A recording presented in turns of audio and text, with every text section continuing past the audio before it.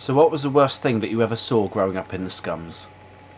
You want to know about the Scums? You want to know about the Scums? We were so poor in the Scums that we had no shoes, you see, so we used to have to use dead fish, you know.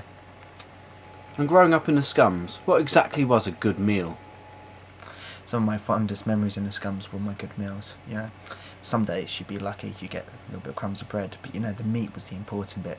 Sometimes in the Scums you find a nice beetle, nice crunchy beetle. Those were good meals in the Scums. You knew you made everyone in the Scums jealous when you got a little bit of beetle meat. It was lovely. That was my fond memories.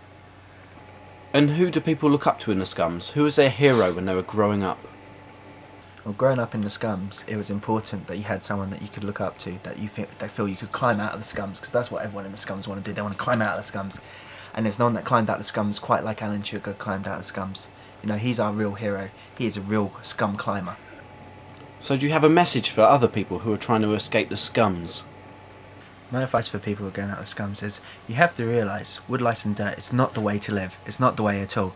But you should remember, you know, the Scums, they give you scum life. They actually teach you the skills that will get you in business and life as a whole. Because people who climb out of the Scums, they have the grit that they need. But dirt, you should stop using it. It's just no good. No good at all. Can you tell me about some of the dangers in the Scums? I think there was a lot of dangers, but the biggest danger was when you used to come back from your work day. You know, you'd be working 15 hours long, and you know, people would just lurk there, jumping out, just ready to jump out you.